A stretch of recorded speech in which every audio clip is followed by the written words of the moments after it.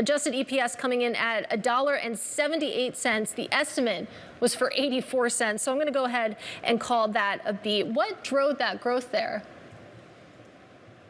Well, we worked very hard last year to increase productivity in our platform, and we weren't very optimistic about interest rate decline. So our overall market expectation was more muted than maybe what the average was. And for that, we prepared. And then we had pretty good performance on the top line. If you put these two things together, then you can deliver those type of numbers. It sounds easy when you put it like that. I think that more companies should do that. But let's talk about the different business segments. My understanding, of course, that you have office leasing down. So I'm curious where you're growing your other businesses. Where's the most growth coming from right now? Well, the strongest growth is coming into our annuity businesses, so what we call our work dynamics business and our property management business, where we had a 12% top-line growth, and also very strong performance on the bottom line due to the productivity measures we did over the last 18 months. And then capital markets came in slightly stronger than we would have expected, and we beat market very strongly on that one, and that obviously helped. And the leasing markets were kind of slightly patchy around the globe, but overall the performance was better than last year, and so the combination has worked. Patchy around the globe. Let's talk a little bit about where you're seeing the different trends. I actually spoke to Andy Poppink a couple weeks ago, and he made the point that when it comes to return to office, the U.S. is behind the rest of the world. So if you could give us some color on how that's translating into leases, that would certainly be interesting.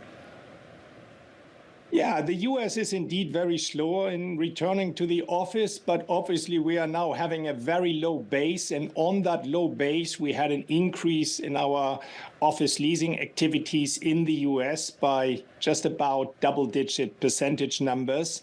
So we had 14% increase in U.S. office leasing, we had 12% increase in APAC's office leasing, and Europe is actually a decline with -8%. So you see, when the base is low enough, then a small kind of tick up can deliver a nice increase from a percentage point of view. Absolutely. And let's talk about another U.S.-specific dynamic going on, and that's, of course, the Federal Reserve. You've seen those rate cut expectations get pushed further and further out into the year, and I'm wondering how that's affecting commercial real estate and how property managers are behaving in light of that. Yeah, the sensitivity to the U.S. interest rates is remarkable. When we saw interest rates coming down at the beginning of the year until about mid-February, we had a significant pickup in activity. And the moment interest rates went up again, that slowed down very significantly. And you can see with every kind of headline coming out, either positive or negative, we can feel that immediately in our business. Now, hopefully, people will come to terms that interest rate cuts will only come later this year, and they won't put their hands into their pockets for the next 6 months. So hopefully we see an ongoing pickup in dynamics now, because people will have to transact at some point. And whether interest rates are 25 basis points higher or lower shouldn't make the difference if you have the right assets to deal with. People will have to transact at some point. Let's talk a little bit more about that and when they'll actually be forced to. I'm curious what you see when you take a look at the outlook for maturities, and how painful is the refinancing outlook for those people that do have to refinance right now?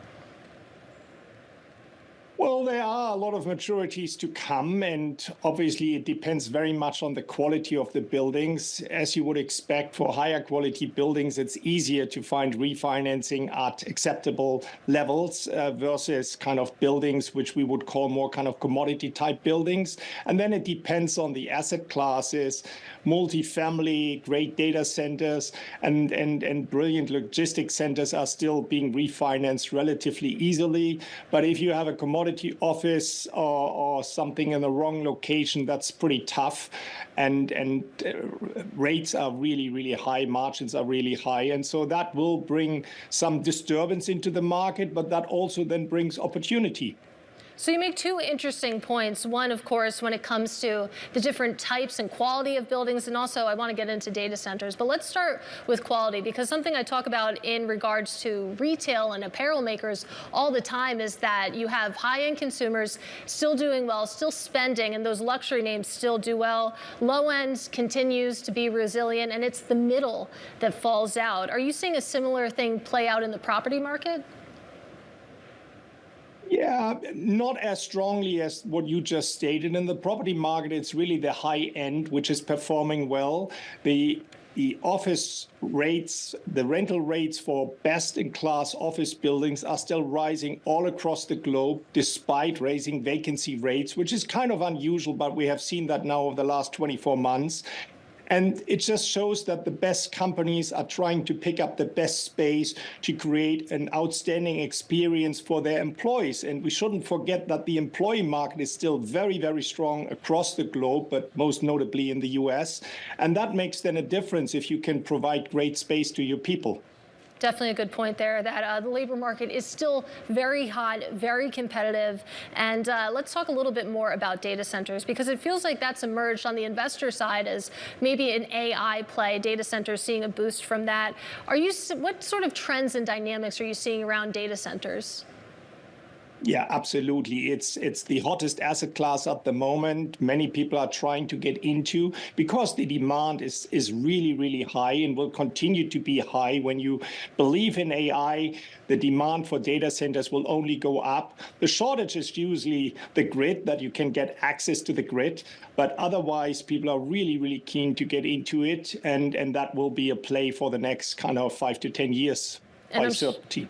Yeah, it'll be fascinating to follow. I'm sure we're going to be speaking about data centers a lot more in the years to come. Let's end on your business, because it's interesting. You had an upgrade from Raymond James about a month ago talking about your net debt to EBITDA ratio. And they wrote that that puts you in a position to deploy capital towards share repurchases and acquisitions. And I'll turn that question to you. Are you taking a look at any M&A right now? Well, we are always looking what's going on in the market. For a long time, we thought that pricing was too high. Most lately, we saw pricing to come in to more attractive kind of positions to us. And so the teams are pretty active analyzing, and hopefully we will identify something which beats the alternative, which is always buying back our shares.